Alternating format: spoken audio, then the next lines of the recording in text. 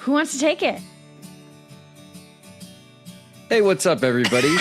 You're watching Catching Up with the Camdens. My name is David Gallagher. I'm Beverly Mitchell. And I'm Mackenzie Rosman.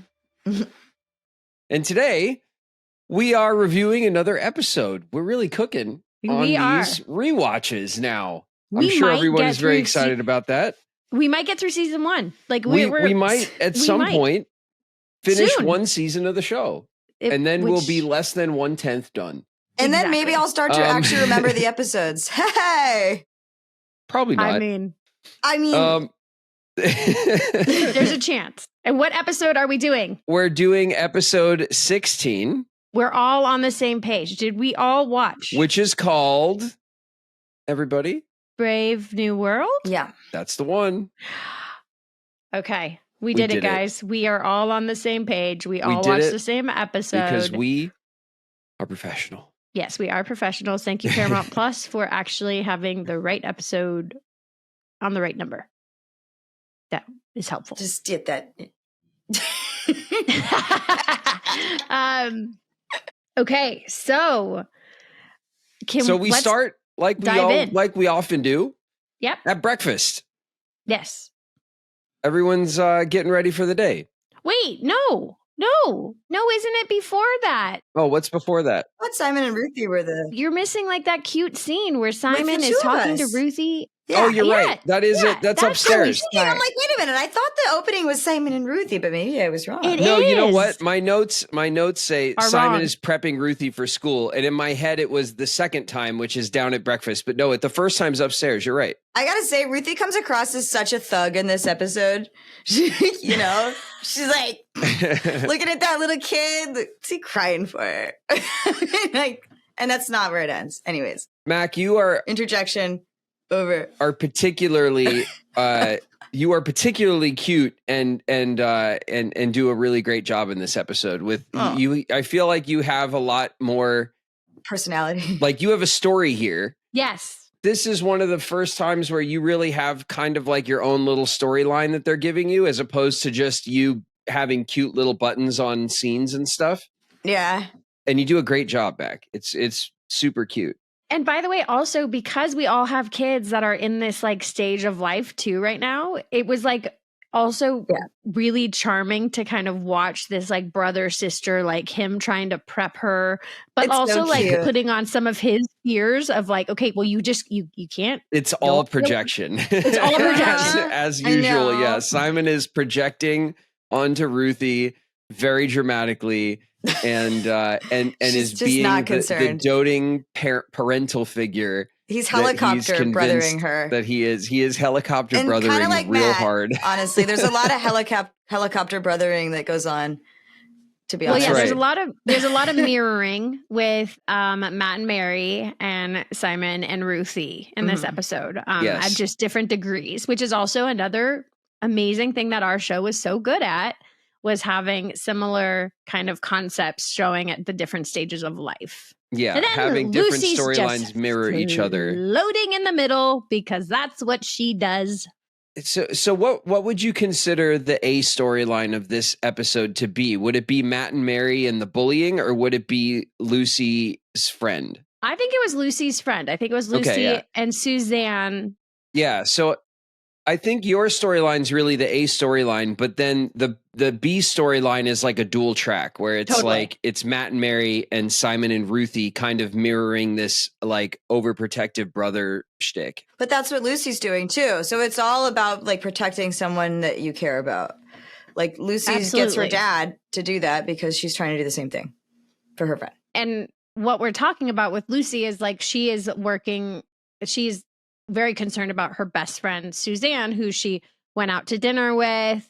And when they took her home, they realized that she's kind of walking in a direction that she shouldn't after they've already dropped her off.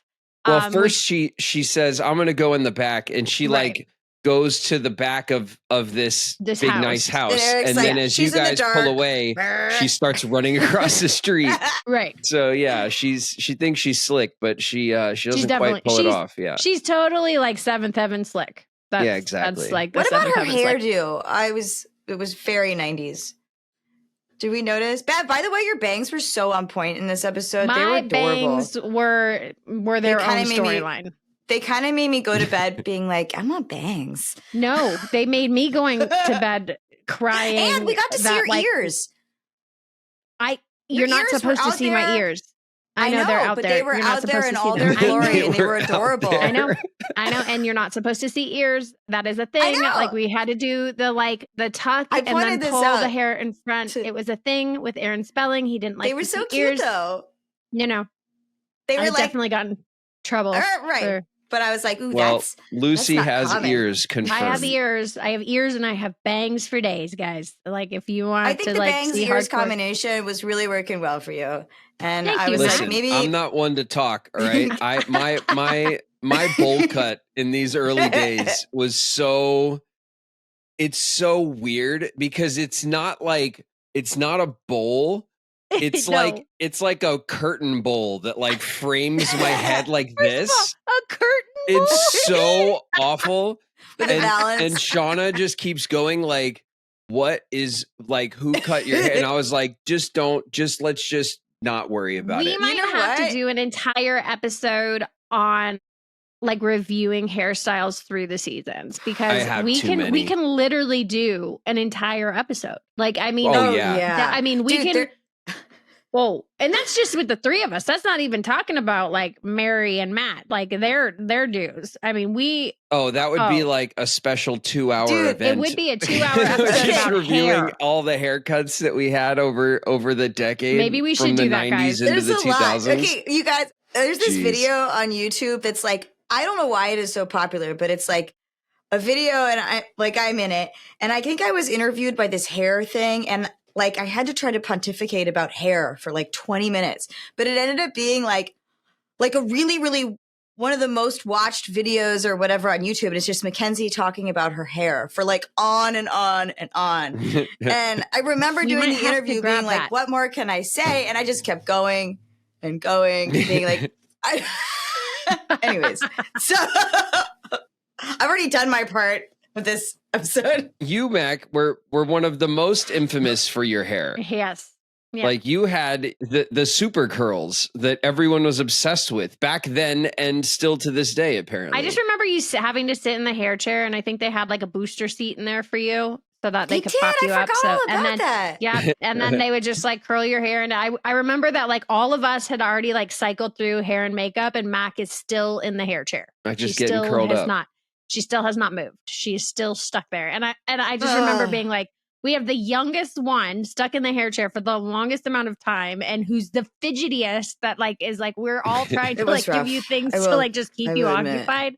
Usually it was food. I think you got like, you definitely ate a lot of meals. Eating and hair and makeup was the norm. Yeah. Yeah, it was the best. We always get our breakfast in hair and makeup. Oh, that was so good. I loved it.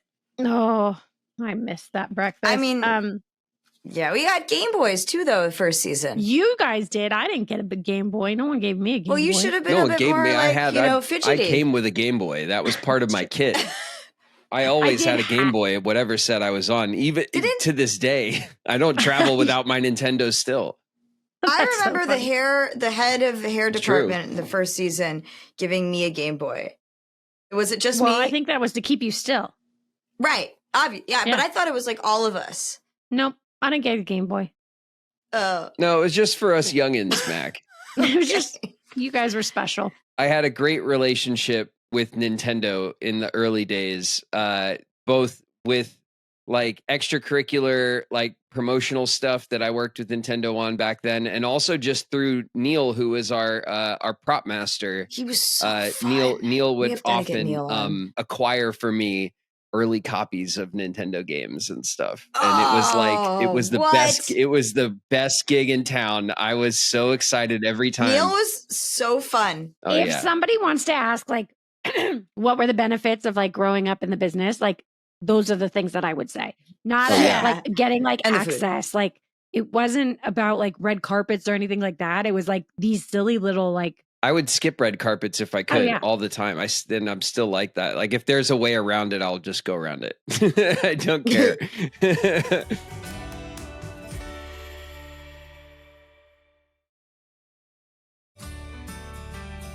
Should we talk about this episode? Yeah. Yeah. What'd you think about let's see, at breakfast. We all then are at breakfast.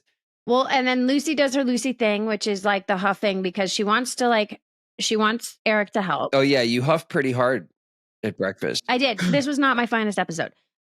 She wants Eric to help. And then he's like, well, it's not that easy. And she's like, just go snooping around, do the thing that you do, all that, get in the mix. And he's like, well, that's not exactly what I'm doing. And she's like, yes, it is. And he's like, well, I don't do it unless someone asks me to. And she's like, I'm asking. Like, is my ask not enough? And then, of course, she huffs and runs off. Wait, that's at the beginning of the episode because before she finds out what's going on with the girl? No, that happens at the beginning. And then I'm sure it happens again. She huffs off. You guys are suspicious as soon as you drop her off and she does that running thing. Right. Yeah. Okay. Yeah. The suspicion is set immediately. Immediately. I mean, she's also a after Camden. the drop off, yeah. Lucy is a Camden. She is just as suspicious and doesn't, thinks that things are wrong immediately. And then we reinforce Simon's prepping Ruthie for school, kind of stepping on mom and dad's toes to prep her because no one else can do it right. I have to do it. Well, Simon is definitely taking on the parental figure. He's basically like, I am. Always. Like, I got this, guys. I got this. You would think that Simon's kid is going into school for the first time. That's how he's acting. We've already established that Simon is way more mature than he's a helicopter parent. He has children with Happy. I didn't know mature was synonymous with annoying. Involved. Simon will never not be called a deadbeat dad or anything like that. He's on it. Brother. Yes, very on it. Whatever. I think it's very sweet because Simon, again, going from Happy's Valentine when he was married to Happy and has kids with Happy, and now he's basically parenting Ruthie. It's very cute. Cute is a word. We can go with cute. We're gonna go with cute. So then we go into Lucy's school. So then we're in class with you and your friend. Yeah. Science. We're in science class. Science you guys make fun of your poor, defenseless science teacher. I know that was definitely. I was very not disappointed kind. in you, Beverly. Very disappointed. Yep. I'm Lucy. That was not Beverly. That was Lucy. Let's clarify. And what's to say about that scene? I mean, it's really just you kind of poking a bit to see if you can figure out what's going on with your friend, but you really don't make any headway there. And then we leave the science class and we go to dropping off Ruthie at school. And we meet your teacher. We have a very special teacher. And your teacher, it's Dawn. My acting coach of the entire 90s and the entire 10 years of my life. Acting coach. Yes. I mean, she's not just yours, Mac. She's everybody's. She's our Dawn. She's George's also. Mine and she's George's. everyone. No, just ours. Yeah, she definitely was George's as well.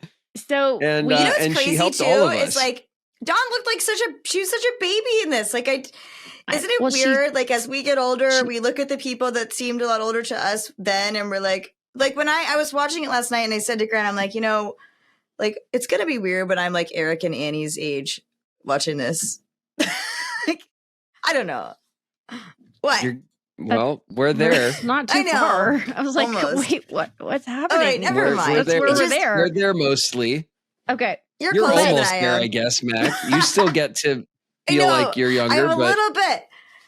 Maybe I'm there. So be kind. You're not quite there. I am being nice. I'm mostly there. Mac, you're almost there. I'm still grasping the concept of time, okay? Fair. It's new. Don't bother. Don't even bother. In this scene, it's also very cute because you see all the kids that are going into preschool and they're all crying. The look on her face of disgust, just utter revulsion when she sees that little kid crying is just priceless. I don't know. I loved it. And I love that Ruthie just walks in the boss, she is the boss. She's I love that you're a tough little kid who's not scared. You're more just you're worried about if you're going to be bored or not more. And that reminded me of Lily, of my kid.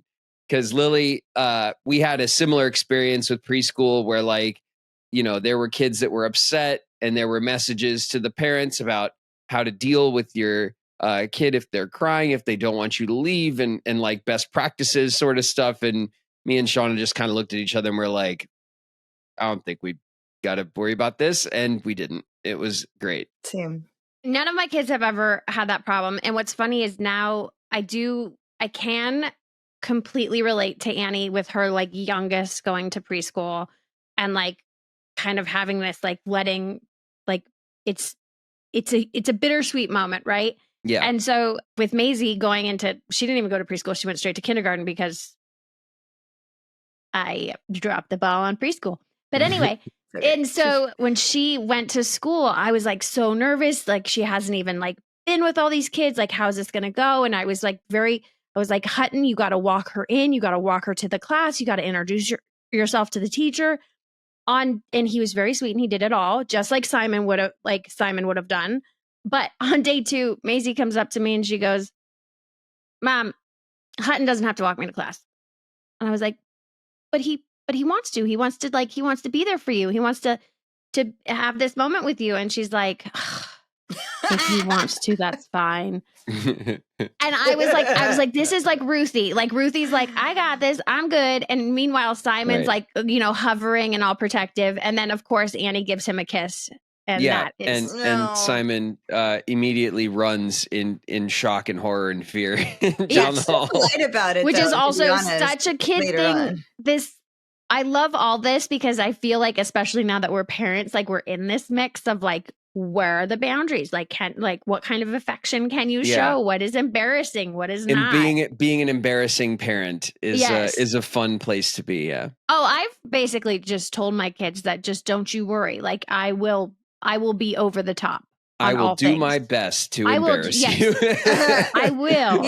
I will because I think that it is a growing pain. I think it is a life lesson. You just need to learn how to deal with it and learn how to deal with me. And I am embarrassing. So just let's go with it. There was a little line, I think it was probably about halfway through the episode when Eric and Annie, I think they're walking down, right after maybe they drop Ruthie off or the second day.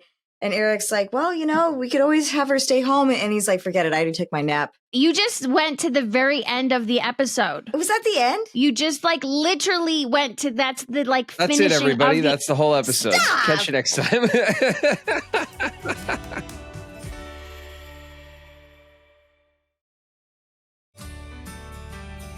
So the next thing is Mary checking the boys' room. Because Mary she hears that there's a something. rumor, that this boy that she rejected has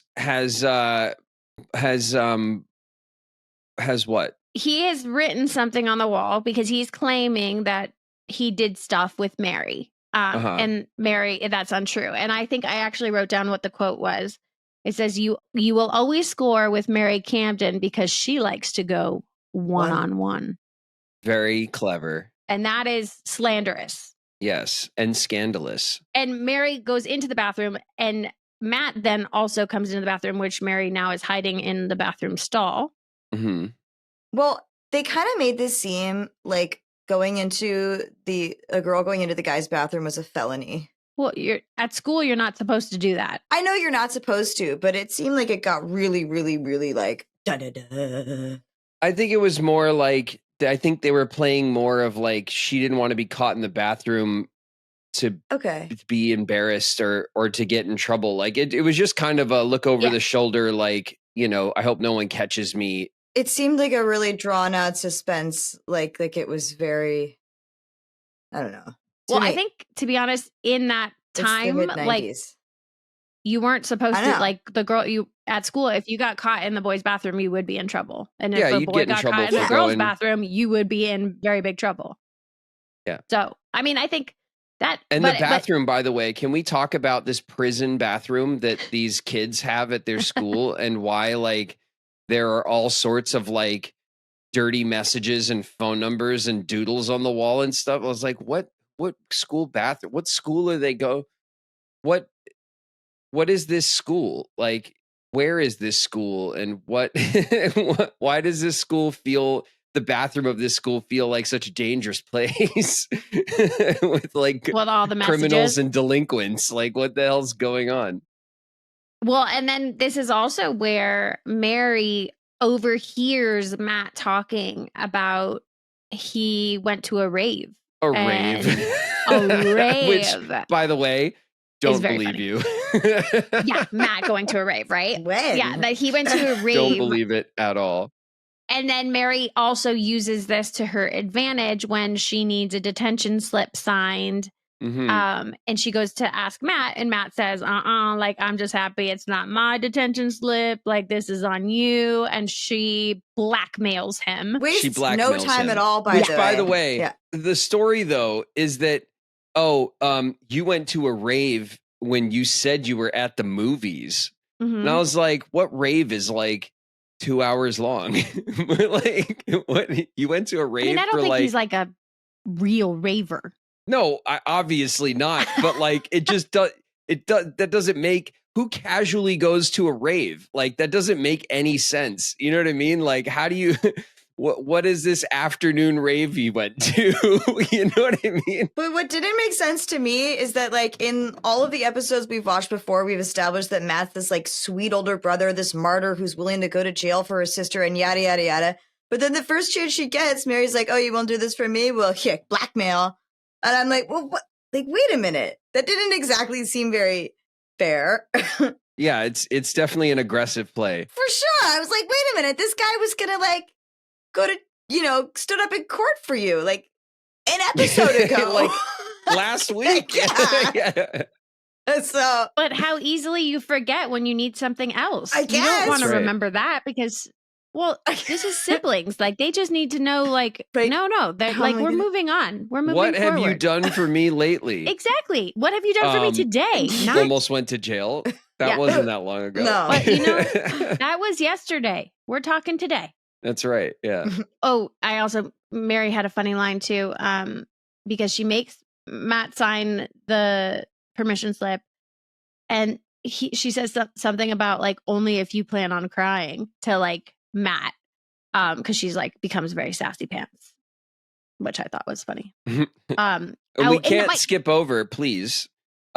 Lucy and Jimmy Moon and their spying adventures. I was trying to skip that.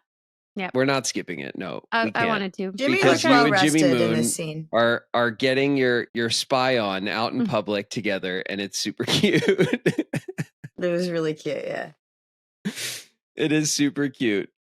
And that's it. I'm done. I just wanted to mention it. Spot on. Okay, now we're moving on. I love the Simon when you have the conversation with Annie and you just like lay it out there. You cannot kiss me at school. You have to make me a promise.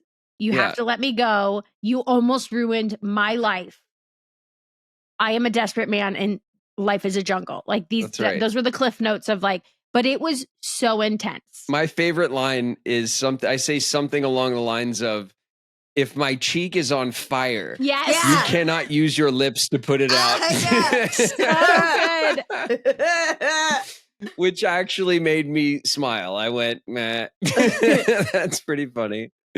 Just the whole delivery and the commitment to this. The commitment to the bit is real, It's so good. So good. I was nothing if not committed to the bit. You're always committed to the bit. That's why we love it. Because you're always committed to the bit. So good. Next, we find Ruthie is basically finished her first day of preschool. And this realization that... This is funny. She didn't realize that you had to go back. Yeah, she's like, I like peanut butter, but I don't want it every day. Yeah. I don't want to go. I wouldn't have signed up if I knew I had to go every day or something, you say. And then I think Simon says something about a powder keg, that you're the powder keg, like basically gonna like explode her world. And then when Ruthie hits Simon and they're like, where did you learn this? And you're That's like, right. You punch me in the arm. Yeah. And you learn it at school, which this comes right after Eric and Annie have to sign like the no weapons form. Also, Ruthie's supposed to sign it. Like, and then I was convinced that this was a school for small criminals. Okay, we go to a school for tiny criminals, and I didn't know Glen Oak had it in him. You know, I thought the scene with Eric and Annie reading over Ruthie's like preschool weapons, prohibited weapons list, asking for Ruthie's signature was really funny. And Ruthie has to sign it. That's right. Yeah, it's so silly. And they're talking about like, wasn't like this when you and I were in school. Like, yeah, they were saying that it wasn't even like this a few years ago, which would be presumably when I went to preschool. Yeah. So they're reminiscing about how it's dangerous it's gotten even over the past few years. Well, I would say though, a bit. Can you imagine what it's like now? A big thing of like how different school is now, and the things that like the things that we have to sign, and how much everything has changed. Because I guarantee, like, I don't even know if my mom ever signed permission slips when I was. They just took you and you just went. Like, you know, I think like nowadays, like the liabilities, and it's crazy, like how many things you sign for kids. Well, I know that, like where Lily goes to school, like you have to have a list of people who are approved to pick up the kid. And that's it. You don't just get like the bell rings and then kids scatter and you find your way home or whatever. Like no one cares, which is how it used to be. 90s where literally like you just as soon as the bell rings, the school's like not my problem. Yeah, you know, kids were jumping in cars. Did they even have like speed limits around the school in the 90s? Speed bumps didn't exist in the 90s. It was just like natural selection. If they made it across the street, they made it. Very dark, Mac.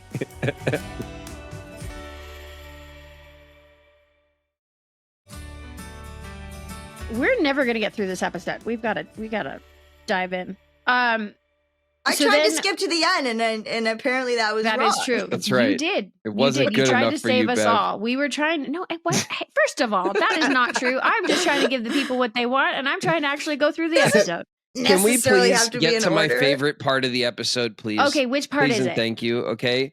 Yeah. Lucy is asking Eric to help save her friend because she's afraid that her friend might be poor in a seedy. First of all, I don't think that is the concern. Is it? I think her concern is that she doesn't feel that she lives in a safe part of town, and she's concerned about that. Not that she's poor. I don't think Lucy. No, I don't think it's that. I think it's that Lucy I'm just making sure because it felt a little rude. That's all I'm saying. I do agree a little bit. However, I think Lucy's intentions are pure, and she's concerned about why her friend is hiding something from her, why she's like not just being honest about her situation. But then what we discover that Jimmy Moon is an expert. Oh my gosh! At acupressure point defense, and then he pokes people. I don't know. You try to kill our dad with acupressure point defense that Jimmy Moon has taught you, and thank God it doesn't work. Because you're not Jimmy Moon. That's right. Not the because expert. You're not the expert, and this moment, my favorite part of the whole episode. It's so funny. Because it's so ridiculous. It's so ridiculous. But it was so great. It was such a funny and cute moment. And I thought it was amazing. And I had to highlight it. Acupressure defense expert. And my mind immediately went to the unshot scene where Jimmy Moon like convinced you that he was like the acupressure ninja, and you were like, you swooned for it. You were 100%. You were so like taken by this. Of course I was. I mean, how sexy is acupuncture so pressure hot. Defense? Oh man, I would steal your man. I'm gonna have Jimmy to look Moon. that up and see what if that is actually real. Acupressure point defense. Yeah, I literally rewound it to make sure I was like, acupressure point defense. Like I was like, is that the thing? It's so funny. Is it actually a thing? No, I'm certain that it's not. No, I didn't think that it was, but since you bothered to find out, let me in. I know. I just had to make sure I got the quote right because I was convinced that it was like not a real thing, not a real word. Is It's like. And then we go back to Michael Towner and Mary, and he's just a douchebag. This kid just. That's right. He's just gross. He's a kid that's just jealous that he couldn't hang with Mary. And Mary finally confronts him. And Matt tries to help. I'm not skipping, right? Well, there's a scene with Eric and Lucy's friend's mom where Eric goes in to talk to your friend's mom about their living situation. Oh, yes, we find out that she's not getting any child support. Yes. And then crucially, Eric is caught by your friend and she is embarrassed and she runs away. Right. And then of course Lucy is very angry at Eric because which of course ruins the whole thing. Yeah. Ruins her best friend relationship. Everything is. She's never going to talk to you again because she's been outed. That's your concern. Yeah, and I'm never going to talk to Eric again because he just ruined my life. Because she's a bit dramatic. And then a little bit. Mary and her bully, right? And then my favorite part of the bully scene is that like Mary goes over and she like kind of smack talks him and they kind of have this like very 90s like at the lockers. Step up, like what are you going to do about it? Like standoff or whatever. And then Mary slams his locker and walks away and then he says something funny and then him and his boys turn around and they all like hug and walk away. And I was like, yo. What is going on? That was like the typical 90s like version of like high school. Like I remember that so in all the shows. Yeah, so I just literally was like, okay. I feel like actually Matt shows a considerable amount of restraint for most of this episode. Like he spends a long time of it wanting to do something and you see him and he's just like holding himself together. So and then Mary just keeps saying, I've got this. So like and he lets he's trusting her. That's right. And then we go to Simon, right? Is that where you're going? Yeah, but with Ruthie. This is another big 90s big one. Throwback right here. Yeah. Mac, you want to take this one? Which one is this one? With It's your big 90s line. Do you remember? Did you catch it? Oh, talk to the hand, yes. Yeah. Because the ears aren't listening. Is that my version of it? The ears aren't listening. Yeah, that's exactly right. And also, I remember John teaching me that actually for this episode. Because isn't it like, because the ears, that's a little bit different than it normally is, isn't it? Well, I think there's a bad word in the one I remember. Yeah. But I do remember going over that with Dawn. What's the bad word version? Wait a minute. Well, it's not like a bad word, but it is like if you're 5, you don't want to say talk to the hand because I don't give a damn. But you don't. Oh, you don't say damn because that's a bad word when you're like. Yes, I remember talk to the hand because the ears aren't listening. But maybe it's because of the episode that's how I remember. I think that's probably why. Because I know the talk to the hand. Talk to the hand because the face don't want to hear it. That's what it is. That's the one that I knew about. That doesn't make sense. Your face doesn't want to hear it. Your face doesn't hear anything. It's your ears.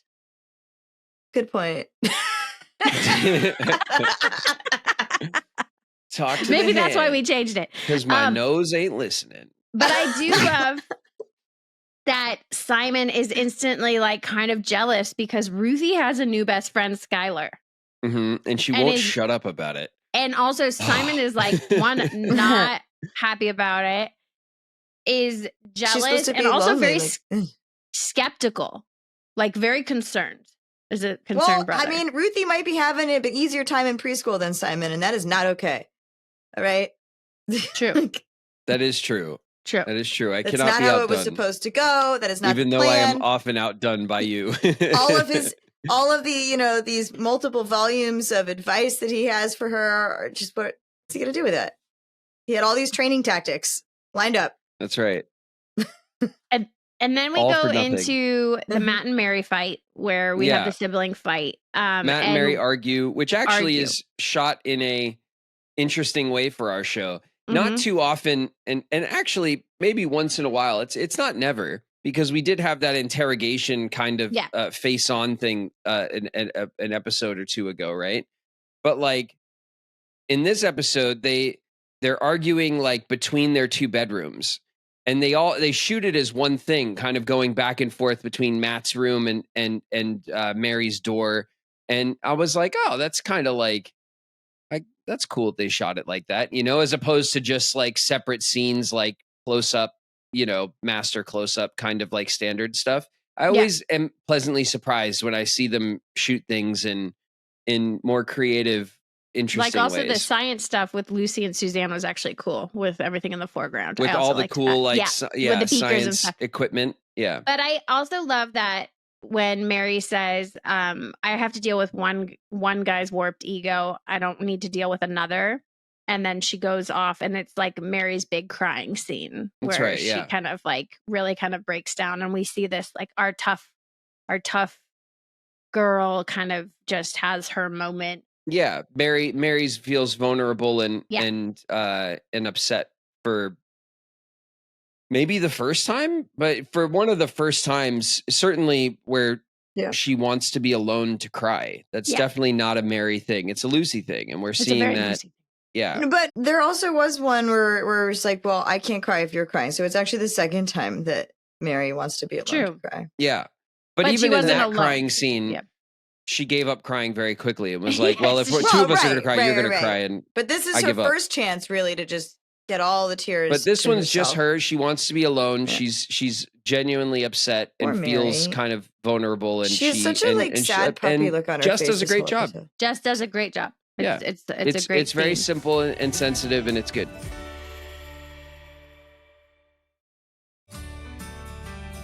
And then we move on to where Eric finally talks to Suzanne's dad, and we kind of like get an idea of this deadbeat. And he's like a sleazy car salesman. He's a sleazy car salesman, like that tracks. And he has an interesting statement, because he says that he does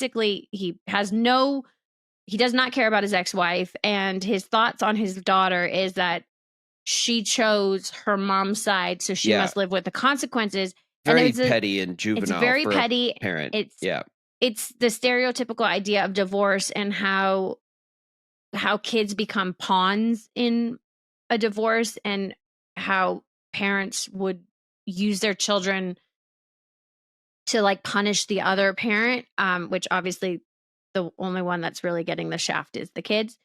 So that's where we kind of realize what the situation is with Suzanne, is that they were kind of pushed out of the family and are kind of like left on their own.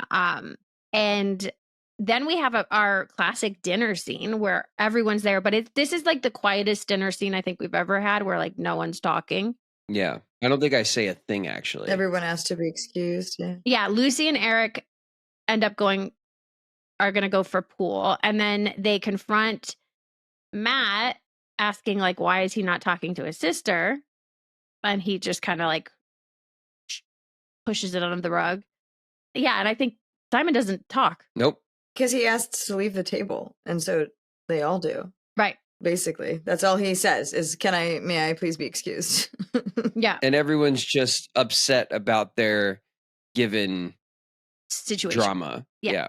And then we go to the pool hall, which I think this is the first time that was the actual pool hall set, because was it the pool hall set? I was looking at it and I was like, funny. I think this is like a real pool hall. No, this is where we first established that Eric's a big pool shark. Set. Well, no, we established that earlier already. Did we? Yeah, we did establish that, and I think in the pilot we established that he's a pool shark. Yeah. But I think this is the first time that we're on our set that was on stage. Oh, really? Because I'm pretty sure. Because you got to christen the pool hall? I think that because I was looking at the back, and otherwise we copied this exact pool hall and built ours based on this one. My feeling on it, my guess, because I don't remember, is that this would be the pool hall that our set was based on. Yeah, it could be. It felt smaller than looking at it, like it didn't small. feel. You can kind of see our sets for what they are. It's. I think that's kind of in particularly in the way that they're lit. That's true. And the way locations look under light is very different than the way sets look under light. And this so was very dark. Yeah, you're right. This felt like a location to me, but I could be wrong. I wasn't sure. It just looked very familiar. I thought the same thing when I watched it. Yeah. And we have this whole situation where basically Lucy kind of gets in on it and is like, yeah, like, Dad, let's be a pool shark and let's try to win this money from Suzanne's dad. Yeah, Lucy throws down the allowance. 2 weeks of allowance, $20. And then you're grounded for gambling. And then... but also good job.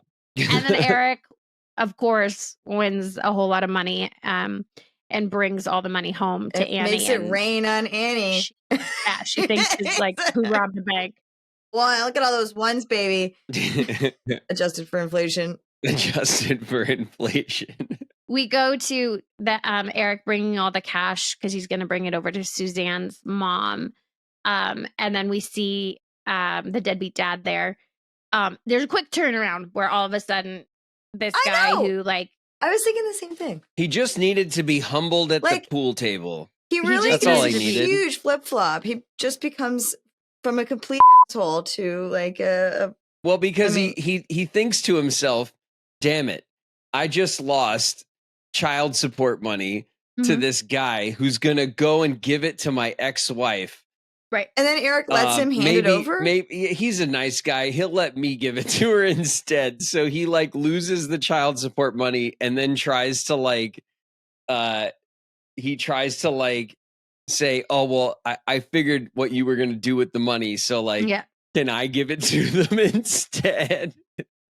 God, this is very, we live in the seventh heaven world. So, this all's on par for we have to wrap it up in an episode. Look, you can't start off bad and not be good by the end of the hour. Okay? That's right. But now we have to get to the good stuff, which is Mary, where Mary's talking to her friends. She's had it with this Michael Towner who's talking smack. And it becomes very clear that Mary's different than the other girls, and she's just not gonna take it. And she's done. So she walks into the boys' bathroom after Michael, and she confronts him. She asks him, well, actually, she tells him to mark it off the wall, to like basically graffiti over what he already did. And he doesn't. He throws the marker. He slaps and the marker. What does she do other than give him, what is that called? Is it like a whirly? I don't know. A swirly. A swirly. It was the coolest thing. Yeah, Mary dunks his head in a nasty toilet. In this prison bathroom, you think that was a clean toilet, Mac? He didn't deserve a clean toilet. He deserved poop in there. Listen. Gross, okay? Gross all around. I do not approve of the swirly. This was a terrible tradition of the 90s that was a real thing that kids did to each other, apparently. Yes. I want no part of it, all right? No. Gross. Just, absolutely I think it was gross. The absolute... It is foul, and it is cruel, and I cannot stand behind it. And also Matt proudly stands behind Mary, like proud of what she did, and is like, everyone looks on like, yeah. I mean, I get that this guy is a tool. I get that he's a tool, but like honestly, like, you know how much bacteria is in that toilet? So like gross. We just like it anyway. So gross. And Matt basically says he doesn't need to fight for Mary because she's always faster and smarter and whatnot.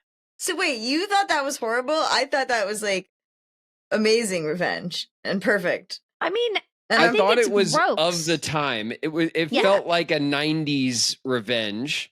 Totally. But it was not one of the 90s tropes that made me like go, the good old days. I went, oh God, fucking gross. Well, you know what I I've mean? never been the recipient of a swirly. And I've never really given one, but I like the idea and I like what a swirly is. I like threatening to give my kid a swirly. But I've what only is ever redeemable about this idea? of sticking someone's face in the toilet. Because imagining it, like their hair, like a Smurf head of like soft serve ice cream, if toilets were all, is just as great as like, I don't even need to see a swirly in real life because the swirly up here is all I need. I can't get behind it. I can't. I can't bring myself to support such savagery.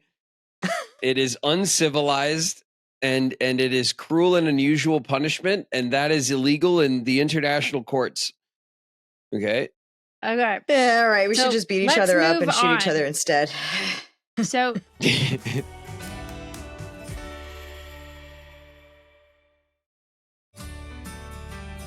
So Suzanne apologizes to Lucy because she just admits that she's embarrassed. And Lucy's like, listen, I don't care where you live. Like, we live in a house that the church owns. My shirt that you borrowed is not mine. It was my sister's. Like, we're not rich by any means. I just love you just because you are. I thought this was really sweet, Bevan. You did it is a sweet scene. And then also your bangs. This is probably the scene where I noticed how cute they were. Oh, why? Thank you. And then we just realized like how good a big bro Matt is. And there's a very sweet scene that I absolutely love with Matt and Simon when he has his big bro talk. Yeah. Oh, I know. Because we meet Skylar, who is doing karate. That's right. And who actually has a method of probably taking down someone, unlike Jimmy Moon with his acupressure. I can't even remember what that is. I think they may have taken a scene out because I vaguely remember being sent home with nunchucks to practice with when we did this episode.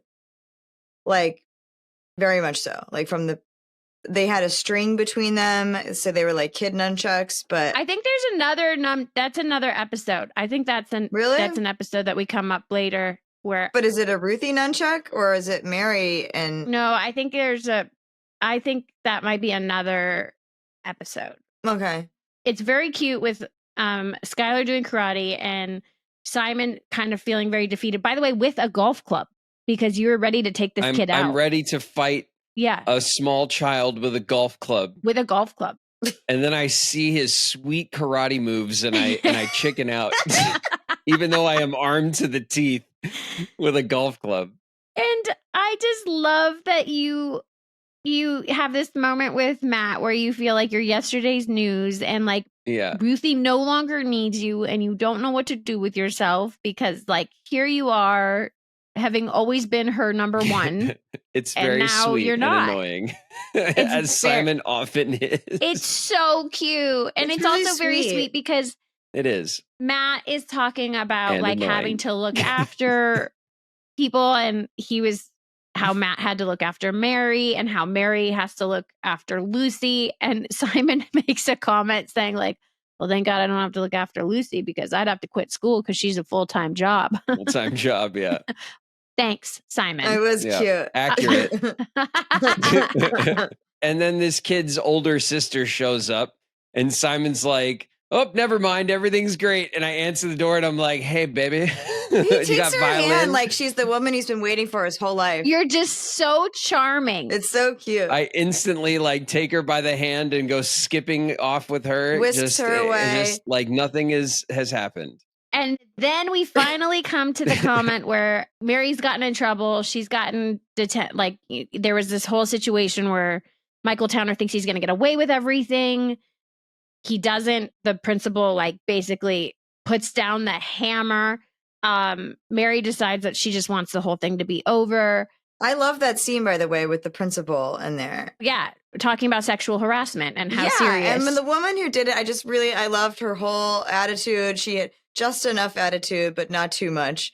She was great. Well, I just sat there and thought to myself, administrators aren't this good at their job. If only they were. I thought that was really cool. But then Annie and Eric are kind of like after this whole thing of like dealing with Mary in the principal's office.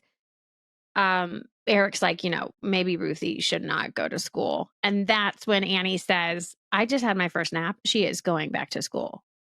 We finally made it to the moment that Mack tried to skip to. I understand like having all 3 kids now in school and being able to take a nap, like, hell yeah, the kids are going to school. Sorry. Like, this is the life. I remember when it was just Lily. And I remember when you hit the nap era where you now the kids are old enough to kind of be up for the first part of the day and then have controlled nap time and then the second half of the day. And I used to take naps with Lily. That's how I would like get her to take a nap. I'd go, we have to take a nap, and then we'd lay down and I would get a nap too, and it was incredible. And I still can't try wait that to sometimes. do it again. Usually it's just mommy's nap, though, baby. I can't wait. How long did that nap era last for you? Not that long, but it was a good little while. Lily was not a fan of napping, so it didn't last as long as I wanted it to. But we enforced it for a little while because honestly, like even if they're not into it, it was still very helpful with the energy and the attention and the mood of your day to day. So we did enforce it for a little while, but eventually at some point it's not worth the fight, No. Well, when you get to 3 kids, easier, the third one just gets shuffled around, and they don't get They don't even get to go to preschool. That's right. They don't get to go to preschool. They go straight to kindergarten. Do you think if you had Bev, if you had like 3 more kids, do you think the last one would even get to go to school at all? No, they'd be feral. No, they don't. They just go straight to college. A feral child in a loincloth. Now that I have them all in school, it is a game changer. It is awesome. I bet. I think we were waiting too because I was like, oh, she's my littlest one. I don't want to I didn't want to give her up just yet. Preschool's not that important anyways. So actually, but you know what? She has come home from kindergarten telling me what I have not taught her yet. She's like, Mommy, you did not teach me this. And I was like, okay, well, I will get on it. Well, I think that we've done a fine job of this episode. Thank you very much for listening, watching, however you are consuming this podcast. We appreciate it. We are having fun diving into these episodes, and be sure to make sure you like, follow, leave comments, give us notes, tell us all the things, and we will see you guys next time.